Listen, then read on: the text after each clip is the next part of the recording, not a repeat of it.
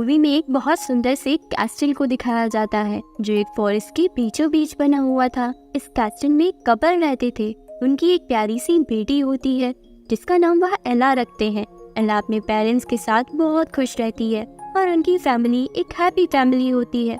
सब कुछ परफेक्ट चल रहा होता है कि तभी अचानक उनकी खुशियों को किसी की नजर लग जाती है। एला की माँ बहुत बीमार रहने लगती है। उनकी हालत बिगड़ते जाती है और फिर एक दिन उनकी डेथ हो जाती है। मरने से पहले वह एला को बुलाकर उससे प्रॉमिस लेती है कि वह हमेशा काइंड और करेजियस रहेगी। वह उसे बताती है कि काइंडनेस एक बहुत पावरफुल मैजिक है जो किसी की सोच से भी बढ़कर है। एला की मॉम की डेथ के बाद दोनों काफी दुखी हो जाते हैं, लेकिन फिर एला और उसके डैड हर चीज को एक्सेप्ट करके आगे बढ़ जाते हैं। टाइम के साथ एला बड़ी और काफी खूबसूरत हो गई थी। एक दिन एला के डैड उसको बताते हैं कि वह एक औरत जिसका नाम ट्रीमेन है उससे शादी करना चाहते हैं, जो विडो है और उसकी 2 बेटियां भी हैं। एला को अपने डैड की बात अच्छी तो नहीं लगती है, लेकिन फिर भी वह उनकी खुशी के लिए उनके फैसले को खुशी खुशी मान लेती है। उसके डैड ट्रीमेन को शादी करके घर ले आते हैं और उसकी 2 बेटियां भी साथ आती हैं। एला बहुत खुशी से उनका वेलकम करती है। ट्रीमेन को एला काफी खूबसूरत लगती है। कुछ दिन बाद ट्रीमेन घर में पार्टी रखती है, लेकिन एला पार्टी में बिल्कुल भी कंफर्टेबल फील नहीं करती है। वह पार्टी को छोड़कर अपने एनिमल फ्रेंड्स के साथ टाइम स्पेंड करने चली जाती है। एला अपने डैड के पास आ जाती है जो काम कर रहे होते हैं। फिर वह दोनों बातें करने लगते हैं और वह दोनों इमोशनल हो जाते हैं कि तभी ट्रीमेन वहाँ आ जाती है और उनकी बातें सुन लेती है। एला के डैड जब एला को प्यार से हग कर रहे होते हैं तो ट्रीमेन को एला से जलन होने लगती है।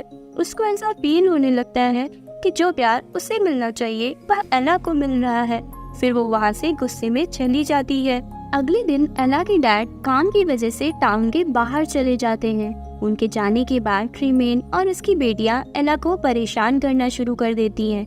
अच्छा बनकर वह उससे नौकरों वाले काम करवाने लगती है और यहाँ तक कि ट्रीमेन उसका रूम लेकर अपनी बेटियों को दे देती है और एला को एटिक में रहने के लिए बोल देती है। एला काफी काइंड होती है और वह हैप्पीली अपने एनिमल फ्रेंड के साथ एटिक में रहने चली जाती है। अगले दिन एला के डैड का सर्वेंट अकेले वापस आता है।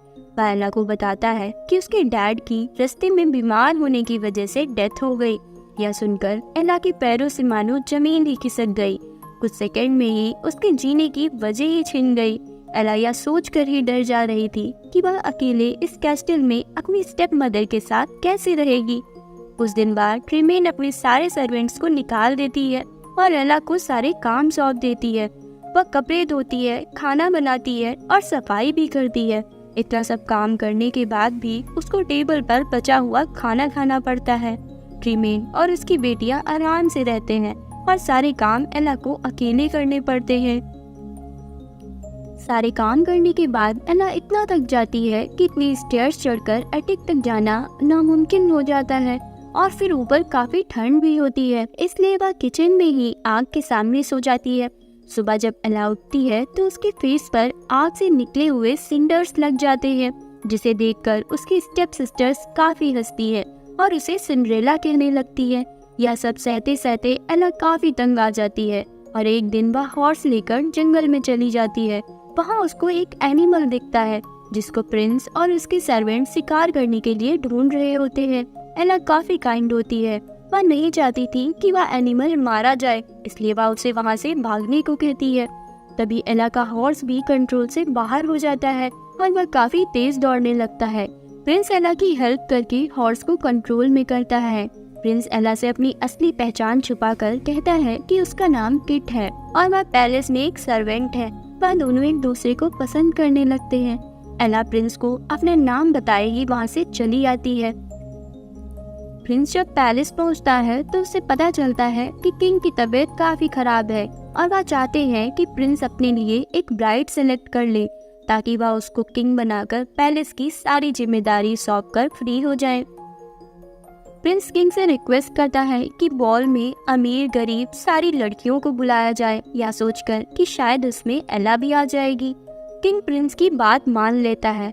फिर सभी सिटीजन्स को बॉल में इनवाइट करने के लिए अनाउंसमेंट कर दी जाती है। एला उस समय मार्केट में ही होती है।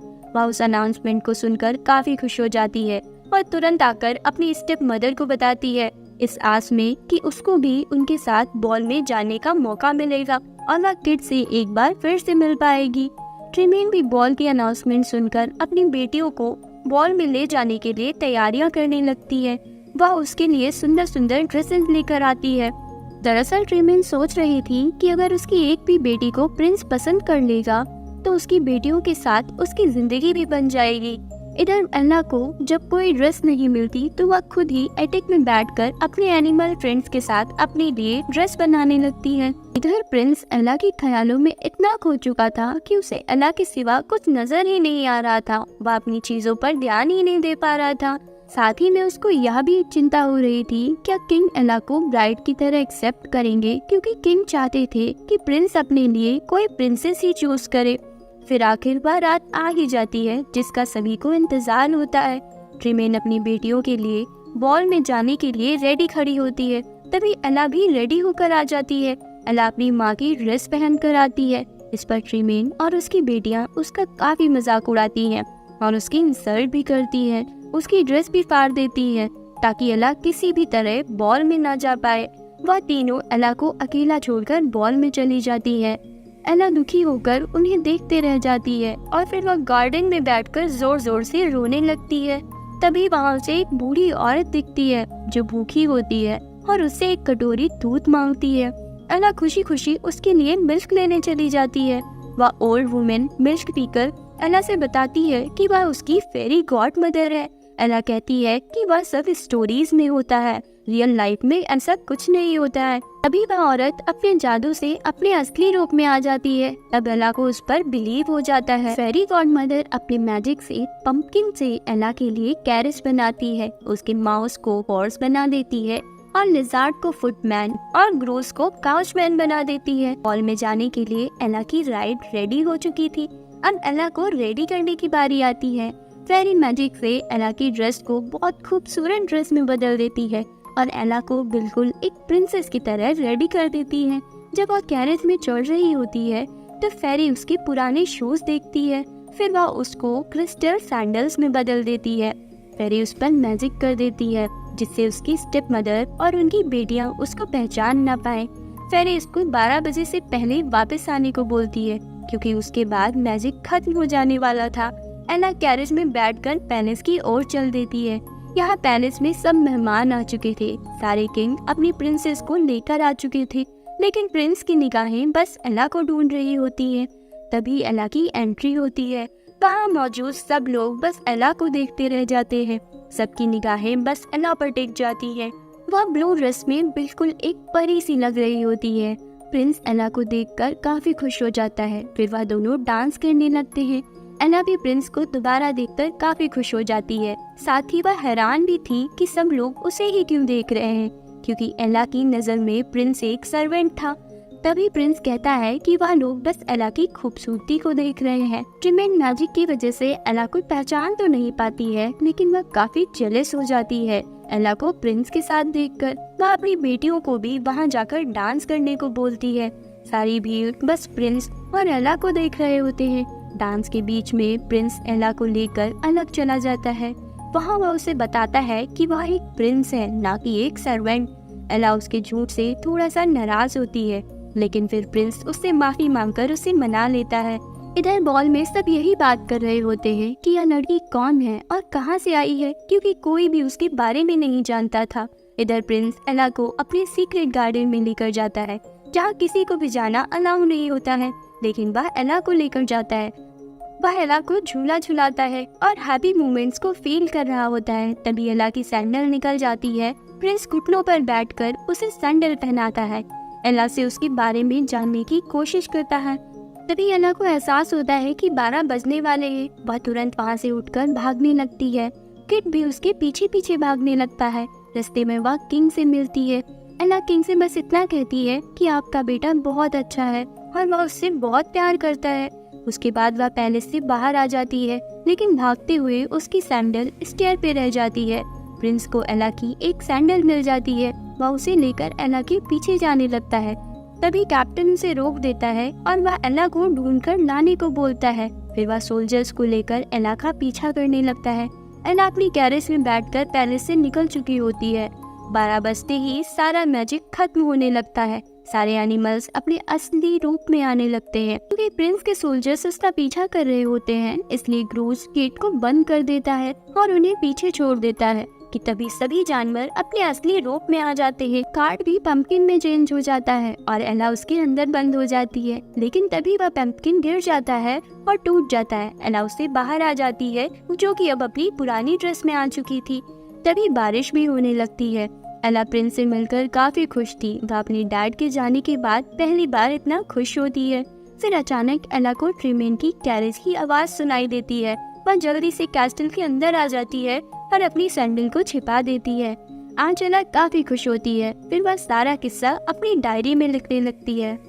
इधर पैलेस में किंग की तबीयत काफी खराब हो जाती है। वह प्रिंस को अपने पास बुलाता है और उसे अपने मन से अपनी पसंद की ब्राइड चूज करने को कहता है। वह यह भी कहता है कि जितना जल्दी हो सके वह उस लड़की को ढूंढकर उससे शादी कर ले।